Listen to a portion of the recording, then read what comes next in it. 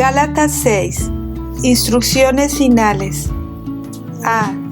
Responsabilidad personal y ayuda a los demás. 1. Versículo 1. Restauración de los sorprendidos en pecado.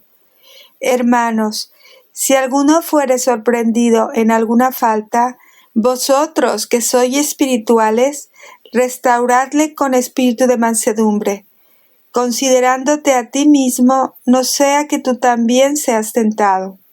A. Si alguno fuere sorprendido en alguna falta. Pablo reconocía que puede haber algunos entre los cristianos en Galacia que hubieran sido sorprendidos en alguna falta. Pablo no parecía excluir al sorprendido de los hermanos. Sin embargo, ellos nunca debían permanecer en la posición de ser sorprendido. 1. Las palabras de Pablo aquí no hablan de un pecador determinado y reincidente. En cambio, la idea es de alguien que ha caído en pecado y se encuentra atrapado en un lugar donde nunca pensó que estaría. Sorprendido. Contiene la idea de caer. No es el aspecto deliberado y planeado del pecado lo que enfatiza aquí, sino más bien el elemento inconsciente. Error más que fechoría es la fuerza de la palabra, aunque sin absolución de responsabilidad. Ridderborst, citado en Morris. 2. Si sopesamos cuidadosamente las palabras del apóstol, percibimos que no habla de faltas y errores doctrinales, sino de faltas mucho menores por las cuales una persona es superada por la debilidad de su carne. Esto explica por qué el apóstol elige el término más suave, falta, para minimizar la ofensa aún más, como si quisiera disculparla por completo y quitarle toda la culpa a la persona que ha cometido la falta. Habla de él como si hubiera sido sorprendido, seducido por el diablo y por la carne. Esta reconfortante frase en un momento me salvó la vida. Lutero. B. Restaurarle. Los sorprendidos necesitan ser restaurados. No deben ser ignorados, no deben ser excusados, no deben ser destruidos. El objetivo siempre es la restauración. 1. Stop sobre restaurarle. El verbo es instructivo. Catarizo significa poner en orden y por lo tanto restaurar a su estado anterior. Se usaba en griego secular como un término médico para reparar un hueso fracturado o dislocado. Se aplica en Marcos 1:19 a los apóstoles que estaban remendando sus redes. 2. Este trabajo de restauración a menudo se descuida en la Iglesia. Tenemos la tendencia a fingir que el pecado nunca sucedió o tendemos a reaccionar con demasiada dureza hacia el que ha pecado. El equilibrio entre estos dos extremos solo puede ser negociado por el Espíritu. Debería ser normal hacer lo que Dios dice aquí, pero no lo es. Es muy fácil responder al pecado de alguien con chismes, juicios severos o aprobación sin discernimiento. C.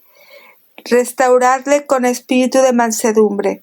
La restauración debe hacerse siempre con un espíritu de mansedumbre, con plena comprensión de nuestra propia debilidad y corrupción. Aquellos que restauran deben protegerse contra la tentación del orgullo, así como contra la misma tentación con la que luchó el vencido. 1. Que los ministros del Evangelio aprendan de Pablo cómo tratar con los que han pecado. Hermanos, dice, si alguno es sorprendido por una falta, no agraven su dolor, no lo regañen, no lo condenen, levántenlo y devuélvanle la fe con ternura. Lutero. 2. Esto sugiere que la mansedumbre nace de un sentido de nuestra propia debilidad y propensión al pecado. Stott. 3. La influencia de los legalistas entre los gálatas hizo necesaria esta advertencia. Nada revela mejor la maldad del legalismo que la forma en que los legalistas tratan a los que han pecado. Wisber 2, versículo 2 al 5. Llevar las cargas de otros y la nuestra. Sobrellevad los unos las cargas de los otros, y cumplid así la ley de Cristo. Porque el que se cree ser algo, no siendo nada, a sí mismo se engaña. Así que cada uno someta a prueba su propia obra, y entonces tendrá motivo de gloriarse solo respecto de sí mismo, y no en otro, porque cada uno llevará su propia carga. Sobrellevad los unos las cargas de los otros. Cuando Pablo mencionó la idea del sorprendido en alguna falta, pintó la imagen de una persona hundida bajo una pesada carga. Aquí amplió la idea para animar a cada cristiano a llevar los unos las cargas de los otros. 1. El enfoque no está en esperar que otros carguen con sus cargas. Eso es egocéntrico y siempre conduce al orgullo, la frustración, el desánimo y la depresión. En cambio, Dios siempre nos dirige a enfocarnos en los demás y dice, sobrellevad los unos las cargas de los otros. 2. Este es un mandato sencillo de obedecer. Busquen un hermano o una hermana con una carga y ayúdenlo con ella. No es complicado y no se necesita un gran programa o infraestructura para hacerlo. Solo busquen una carga que soportar y sobrellévenla. 3. Fíjense en la suposición que subyace a este mandato, a saber que todos tenemos cargas y que Dios no quiere que las llevemos solos. Stott. B. Y cumplid así la ley de Cristo. Al llevar unos las cargas de los otros, estamos cumpliendo la sencilla ley de Cristo. Un mandamiento nuevo os doy, que os améis unos a otros como yo os he amado, que también os améis unos a otros. En esto conocerán todos que sois mis discípulos, si tuviereis amor los unos con los otros. Juan 13, 34 y 35. 1. A lo largo de toda esta carta, Pablo luchó contra los legalistas entre los cristianos gálatas. Aquí los ataca de nuevo. Pablo esencialmente dijo, ¿quieren cumplir la ley? Aquí está su ley para cumplir. Sobrellevad los unos las cargas de los otros y cumplid así la ley de Cristo. 2. De modo que Pablo puede estar diciéndoles, en efecto, que en lugar de imponer la ley como una carga sobre los demás, deberían alzar sus cargas y así cumplir la ley de Cristo. Stott. C. Porque el que se cree ser algo, no siendo nada, a sí mismo se engaña. El orgullo nos impide llevar las cargas de los otros y cumplir la ley de Cristo. A menudo es el orgullo lo que nos impide ministrar unos a otros como deberíamos. 1. Más que nada, el orgullo se centra en uno mismo. El orgullo no necesariamente dice, soy mejor que tú. El orgullo simplemente dice, soy más importante que tú, así que merezco más de mi propia atención y amor que tú. En cambio, la humildad bíblica nos dice, yo no soy más importante que tú, déjame ocuparme de tus cargas y necesidades. 2. Cuando alguien cree ser algo, no siendo nada, también ahoga el ministerio de otra manera. Por orgullo, la gente se negará a recibir ayuda cuando alguien más se acerque para ayudar a sobrellevar su carga. 3. Es importante entender que Pablo le escribió a cada cristiano como dijo, no siendo nada. En el sentido en que Pablo usa la idea aquí, no se trata de que algunos cristianos son algo y otros son nada, y que el problema sea que los nada piensen que son algo. En cambio, Pablo escribe con la misma idea detrás de Filipenses 2, 3b al 4. Antes bien, con humildad, estimando cada uno a los demás como superiores a él mismo, no mirando cada uno por lo suyo propio, sino cada cual también por lo de los demás. Si te estimo por encima de mí y tú me estimas por encima de ti, sucede algo maravilloso. Tenemos una comunidad en la que todos son admirados y nadie es menospreciado. 4. El significado es más general y por lo tanto debe expresarse así. Dado que todos los hombres no son nada, el que desee parecer algo y se persuade a sí mismo de que es alguien, se engaña a sí mismo. Calvin. D. A sí mismo se engaña. Hay pocas cosas más engañosas que el orgullo. Ser orgulloso es estar ciego al favor y los dones de Dios libremente dados, ciego a nuestro pecado y depravación, ciegos a lo bueno de los demás y ciego a la necedad del egocentrismo. 1. A menudo nos enojamos cuando alguien nos engaña. Sin embargo, no nos tomamos el peligro de engañarnos a nosotros mismos tan en serio como deberíamos. Es algo grave y terrible engañarse a uno mismo. La miseria de la mayoría de los hombres es que sus mentes están mal colocadas como sus ojos. Ninguno de ellos mira hacia adentro. Trapp. 2. Esto ayuda a explicar el mayor engaño del mayor de los engañadores, el mismo Satanás. Si hubo alguien que pensó ser algo no siendo nada, fue Satanás antes y después de su caída. Y si hay alguien que a sí mismo se engaña, seguramente es Satanás, quien trabaja una y otra vez contra Dios en el autoengaño de que un día triunfará.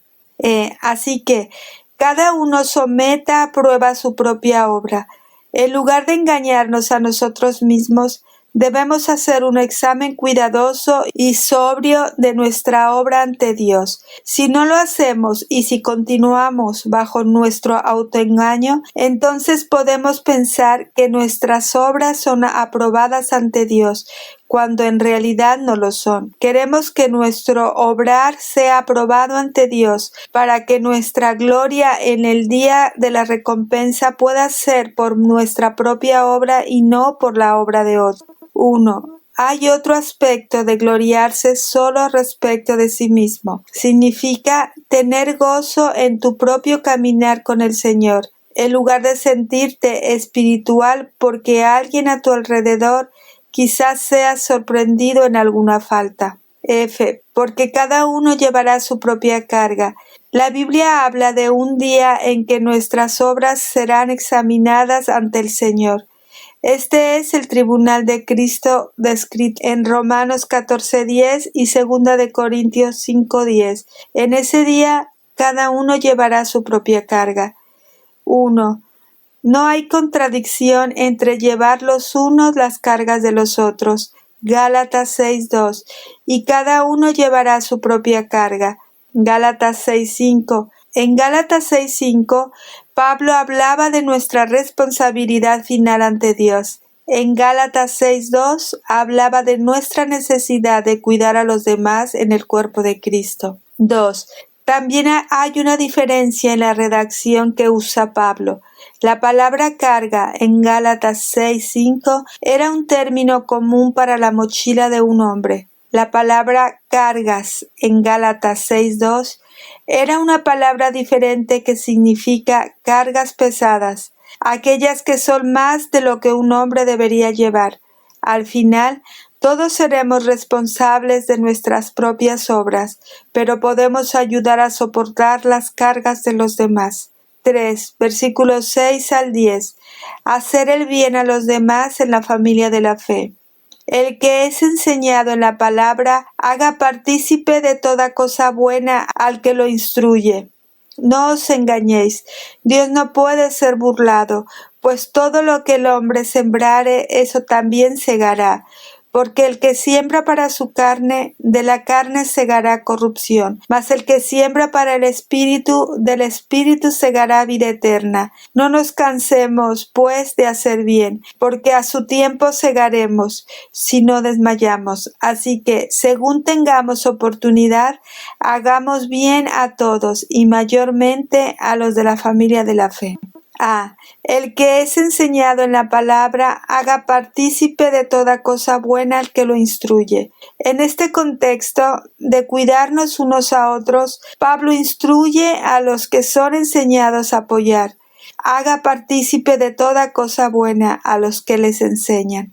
1. Hacer partícipe de toda cosa buena. Lleva la idea centrada en el apoyo financiero, pero no se limita a ello. De la variedad de interpretaciones de las palabras de Pablo aquí, la más común es también la más probable. Esto toma participar en el sentido de dar activamente y toda cosa buena en el sentido de bienes físicos. Lucas 1:53, 12:18 al 19 y 16 al 25. Funk. 2. Lifeot traduce el sentido de esto. Hablé de llevar las cargas de los demás. Hay una aplicación especial que haría de esta regla. Atiendan las necesidades temporales de sus maestros en Cristo. 3. Pasajes como este son importantes, pero puede resultar incómodo para el predicador. Martín Lutero escribió: todos estos pasajes están destinados a beneficiarnos a los ministros. Debo decir que no encuentro mucho placer en explicar estos versículos. Se me hace parecer que hablo en mi propio beneficio. 4. La relación correcta entre maestro y enseñado, o entre ministro y congregación, es una de coinonía, compañerismo o asociación. Entonces Pablo escribe que al que se le enseñe la palabra comparta, koinoneito, todas las cosas buenas con el que enseña. Que al que se le enseñe la palabra comparta todas las cosas buenas con las que él enseña. Esto no es un pago, es compartir. 5. Este es un principio espiritual básico, aunque a veces descuidado. Los que te alimentan y bendicen espiritualmente deben ser apoyados económicamente por ti. Pablo repitió este principio en varios otros lugares. Si nosotros sembramos entre vosotros lo espiritual, ¿es gran cosa si segáremos de vosotros lo material? Primera de Corintios 9:11. Así también ordenó el Señor a los que anuncian el Evangelio, que vivan del Evangelio. Primera de Corintios 9:14. Los ancianos que gobiernan bien sean tenidos por dignos de doble honor, mayormente los que trabajan en predicar y enseñar. Primera de Timoteo 5:17. Si les confías tu salud espiritual, también debes confiar en ellos para administrar los dones del pueblo de Dios. Lucas 16:11. 6. A menudo me he preguntado por qué todos los apóstoles reiteraron esta petición con una frecuencia tan vergonzosa. Hemos llegado a comprender por qué es tan necesario repetir la amonestación de este versículo. Cuando Satanás no puede reprimir la predicación del Evangelio por la fuerza, trata de lograr su propósito golpeando a los ministros del Evangelio con pobreza. Lutero. B. No os engañéis, Dios no puede ser burlado, pues todo lo que el hombre sembrare, eso también segará.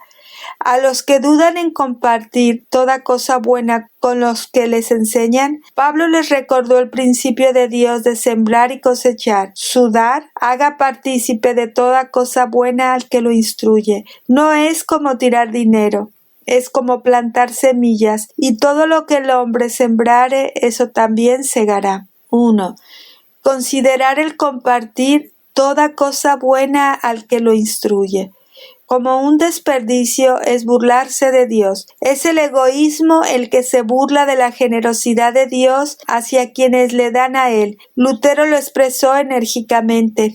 Tengan cuidado, burladores. Dios puede posponer su castigo por un tiempo, pero te encontrará con el tiempo y te castigará por despreciar a sus siervos. No puedes burlarte de Dios. 2. El punto de Pablo es que el pueblo de Dios no debe toda cosa buena al que lo instruye, porque es bueno para el maestro. Deben hacerlo porque es bueno para el que es enseñado y comparte, y el principio de cosechar y sembrar lo demuestra. C. Porque el que siembra para su carne, de la carne segará corrupción, mas el que siembra para el Espíritu, del Espíritu segará vida eterna. Si queremos segar para el Espíritu, no debemos dudar en sembrar para el Espíritu con cualquier recurso que Dios nos haya dado. 1. Un agricultor cosecha lo mismo que sembró. Si planta trigo, brota trigo. De la misma manera, si sembramos hasta la pulpa aumentará en tamaño y fuerza. 2. El agricultor cosecha lo mismo que sembró, pero no exactamente. La semilla de manzana no solo produce más semillas de manzana, sino más manzanas con semillas. Aún así, cuando sembramos para el Espíritu, incluso con cosas materiales, lo que cosechamos no son necesariamente cosas materiales, sino algo mejor. Del Espíritu segaremos vida eterna. Por lo tanto, no damos como una inversión burda o un esquema para tener dinero, aunque estamos completamente seguros de que nunca seremos los perdedores por dar. 3. El agricultor también cosecha más si ha sembrado más, y la relación entre lo que siembra y lo que cosecha es exponencial. Un agricultor puede plantar una semilla de manzana y recibir cientos de manzanas con el tiempo. D. Todo lo que el hombre sembrare, eso también segará. Este principio tiene aplicación más allá de dar y apoyar a maestros y ministros. Tiene una aplicación general en la vida. Lo que obtenemos de la vida es a menudo lo que aportamos. Sin embargo, Pablo no está promoviendo alguna ley del karma espiritual que asegure que obtendremos bien cuando hacemos el bien, o que siempre obtendremos mal cuando hacemos el mal. Si hubiera una ley espiritual tan absoluta, seguramente nos condenaría a todos. En cambio, Pablo simplemente relaciona el principio de sembrar y cosechar con la forma en que administramos nuestros recursos ante el Señor. Usó la misma imagen en 1 de Corintios 9:11 y 2 de Corintios 9:6 al 10. 1. Podemos engañarnos a nosotros mismos al esperar mucho cuando sembramos poco. Pero no podemos engañar a Dios y los resultados de nuestra pobre siembra serán evidentes. No nos cansemos, pues, de hacer el bien, porque a su tiempo segaremos si no desmayamos. Mientras administramos sabiamente nuestros recursos ante Dios bajo el principio de sembrar y cosechar, necesitamos paciencia. Esto se debe a que la cosecha no se produce inmediatamente después de la siembra de las semillas. 1. Es fácil pero peligroso desmayar. En el mundo antiguo, esta frase traducida como desmayamos se usaba para el tipo de miedo y cansancio que experimenta una mujer durante el trabajo de parto antes del parto. Describe una época en la que el trabajo es duro y doloroso, pero también inacabado y sin recompensa. Es fácil desmayar cuando nos sentimos así, pero ahí es exactamente cuando debemos aguantar y no cansarnos de hacer bien. F. Según tengamos oportunidad, hagamos bien a todos y mayormente a los de la familia de la fe. Sin desanimarnos, buscamos hacer el bien con nuestros recursos y hacer el bien a todos, pero especialmente a los que son de la familia de Dios. 1. Cuando Pablo escribió, según tengamos oportunidad y hagamos bien, claramente se incluyó a sí mismo en lo que escribió. Aquí habló tanto para sí mismo como para los Gálatas. Debido al peligro que suponían los legalistas, el trabajo de Pablo entre ellos todavía no había sido recompensado realmente. por lo que necesitaba recordar no desmayar. B. Palabras finales. 1. Versículo 11. Introducción a la saturación personal de Pablo. Mirad con cuál grandes letras os escribo por mi propia mano. Os escribo de mi propia mano. La costumbre de Pablo, típica en el mundo antiguo, era dictar sus cartas a un secretario, pero a menudo escribía personalmente una pequeña parte al final, tanto para autenticar la carta como para darle un toque personal. 1. Otros ejemplos de este tipo de salutación son 1 Corintios 16, 21 al 24. Esta salutación de mi propia mano, Pablo, y Colosenses 4:18. La salutación de mi propia mano, Pablo. Una de las razones por las que Pablo pudo haber hecho esto fue para probar que él realmente escribía la carta, como en 2 de Tesalonicenses 3:17. La salutación es de mi propia mano, de Pablo, que es el signo en toda carta mía. Así escribo. B. Mirad con cuán grandes letras los escribo. Pablo señala que escribió su salutación con grandes letras. Muchos especulan que esto se debe a que tenía problemas de vista y no sabía leer ni escribir en letra pequeña. Pero es más probable que haya hecho las letras grandes simplemente para enfatizarlas. 1. En este punto, el apóstol saca la pluma de un amanuense y el párrafo final está escrito con su propia mano. Él también lo escribe en caracteres grandes y en negrita, para que su letra refleje la energía y determinación de su alma. 2. La mayoría de los comentaristas consideran que usó letras grandes deliberadamente, ya sea porque trataba a sus lectores como niños, reprendiendo su inmadurez espiritual al usar la escritura infantil, o simplemente para enfatizar, así como usaríamos letras mayúsculas y subrayaríamos palabras en la actualidad. 2. Versículo 12 y 13. Una última palabra con respecto a los motivos de los legalistas entre los Gálatas. Todos los que quieren agradar en la carne, estos os obligan a que os circuncidéis, solamente para no padecer persecución a causa de la cruz de Cristo, porque ni aun los mismos que se circuncidan guardan la ley, pero quieren que vosotros os circuncidéis para gloriarse en vuestra carne. Todos los que quieren agradar en la carne, estos os obligan a que os circuncidéis. Pablo aquí se refirió a los cristianos legalistas entre los Gálatas y escribió con franqueza acerca de su motivo, agradar en la carne. Trabajaban para atraer a los cristianos gálatas de origen gentil bajo la circuncisión, porque sería una buena demostración para ellos, pero una buena demostración en la carne. 1. Los legalistas fingían estar motivados por la preocupación por los que intentaban someter a la ley. Pero Pablo veía a través de este engaño y veía que su motivo era realmente egoísta. Simplemente deseaban el honor y la gloria de una buena manifestación en la carne. Querían que los gálatas se circuncidaran para poder llevar la sumisión de estos gentiles como una insignia de logro. Así como David se había jactado de los 200 prepucios de los filisteos que había matado, estos legalistas querían la lealtad de estos gentiles principalmente como un trofeo. 2. Obligan. Es una palabra importante. No había nada de malo en que un gentil fuera circuncidado. Estaba todo mal en obligar a un gentil a circuncidarse, diciendo que no podía estar bien con Dios sin someterse a la ley de Moisés. Solamente para no padecer persecución a causa de la cruz de Cristo.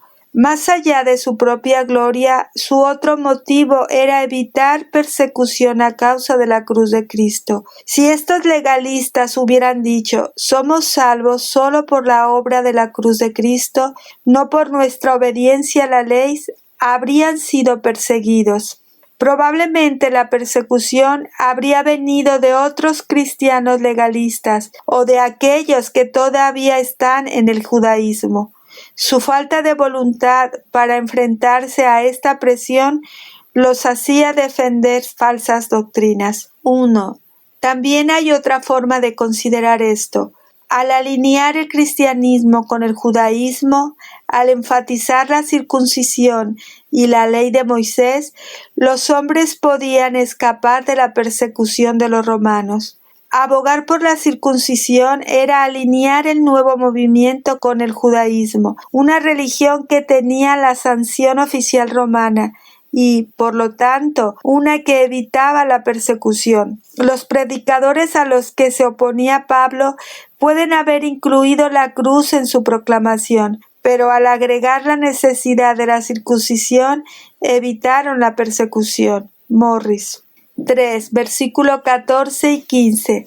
Pablo escribe sobre sus motivos. Pero lejos esté de mí gloriarme, sino en la cruz de nuestro Señor Jesucristo, por quien el mundo me es crucificado a mí y yo al mundo, porque en Cristo Jesús ni en la circuncisión vale nada, ni en la incircuncisión, sino una nueva creación.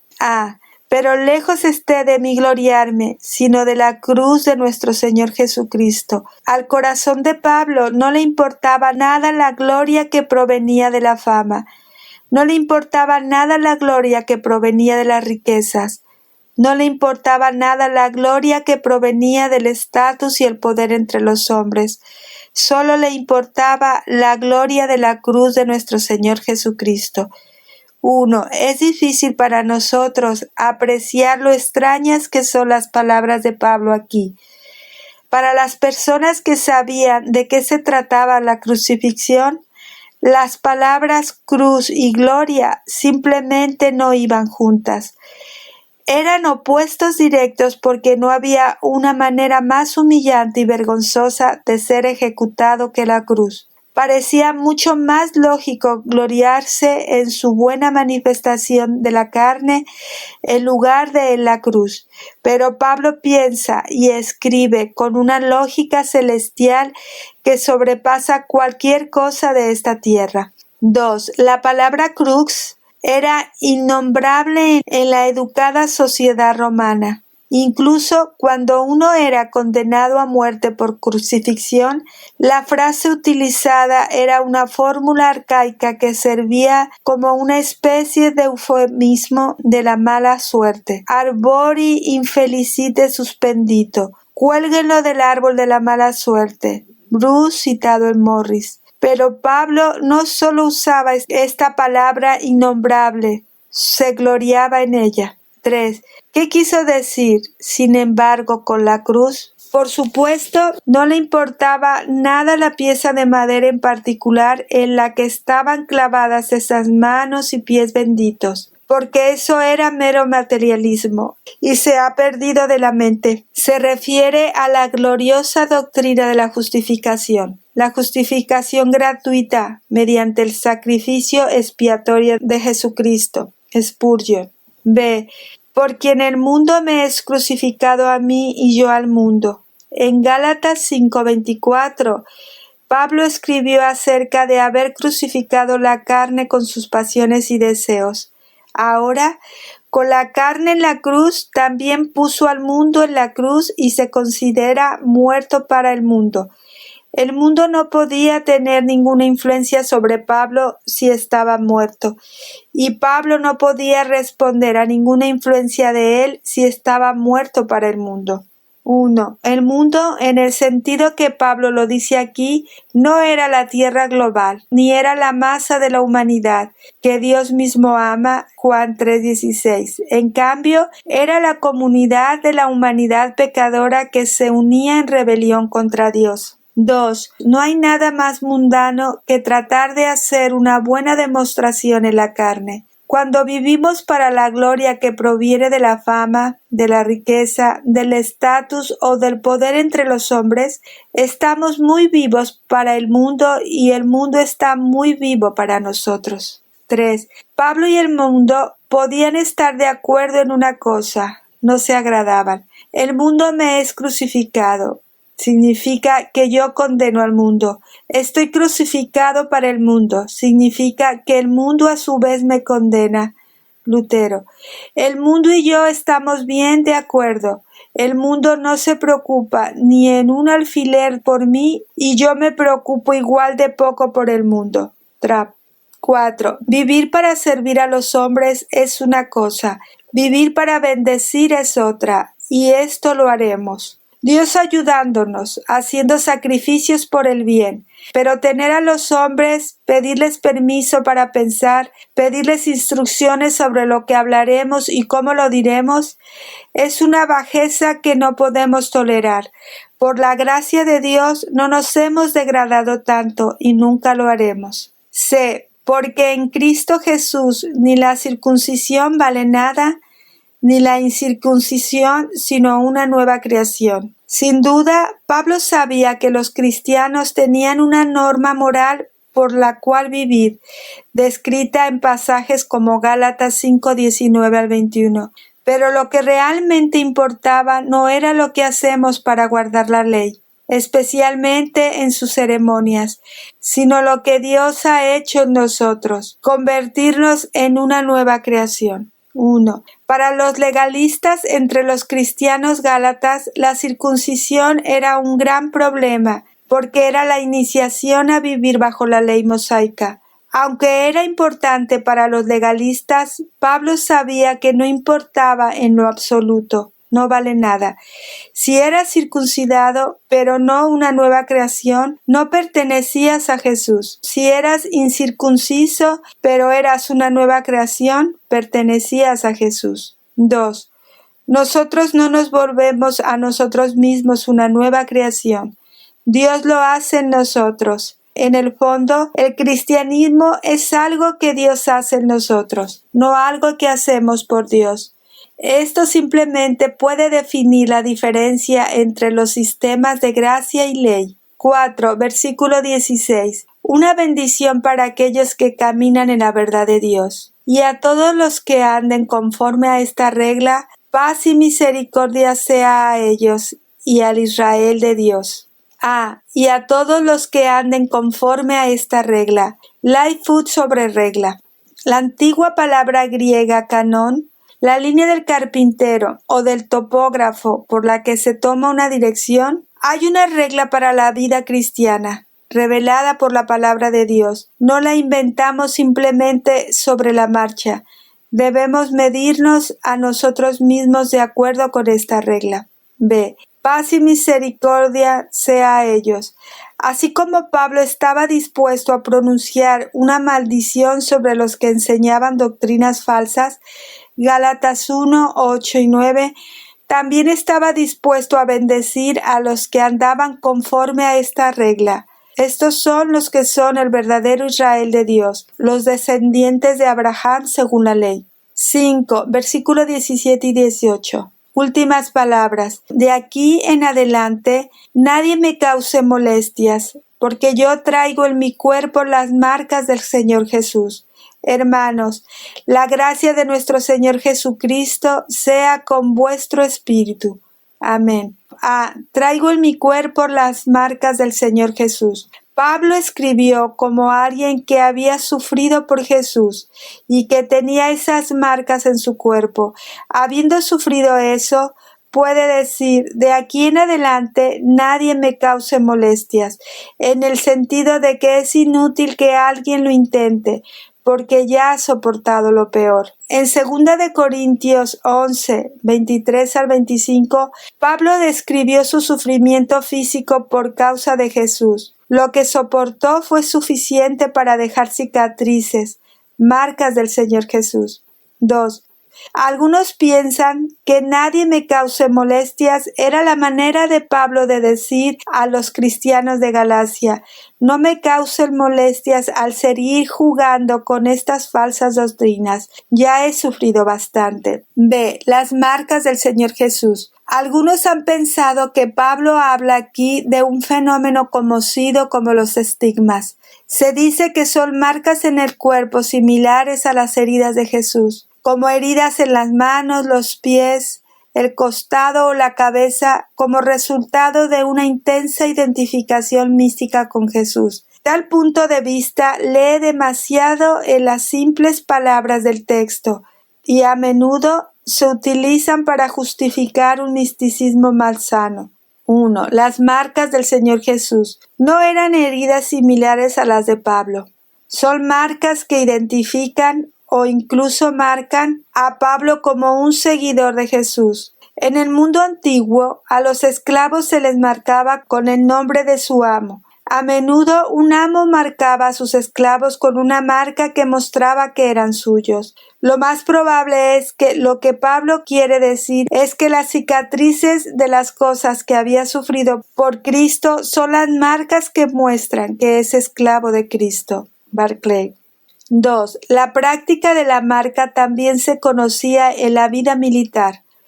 Se registran casos de soldados que se marcaban a sí mismos con el nombre de su general en muestra de su absoluta devoción a su causa. Rendall. Pablo dijo que sus marcas eran sus marcas de lealtad. 3. Porque así como la guerra terrenal tiene sus condecoraciones con las que los generales honran la valentía de un soldado, así Cristo, nuestro líder, tiene sus propias marcas, de las cuales hace buen uso para decorar y honrar a algunos de sus seguidores. Sin embargo, estas marcas son muy diferentes de las demás, porque tienen la naturaleza de la cruz, y ante los ojos del mundo son vergonzosas, pero ante Dios y los ángeles sobrepasan todos los honores del mundo. C. La gracia del Señor Jesucristo sea con vuestro espíritu. Pablo no podría desear nada más grande para los Gálatas que esto. Si esto fuera así, caminarían en una relación de gracia con Dios en lugar de la relación legal basada en el desempeño que los ponía en peligro. Este es un final apropiado para la carta y la oración para toda nuestra vida. 1. Después de la tormenta, el estrés y la intensidad de la carta, llega la luz de la bendición. Pablo ha discutido, reprendido y persuadido, pero su última palabra es gracia. Para él, la única palabra que realmente importa. Barclay.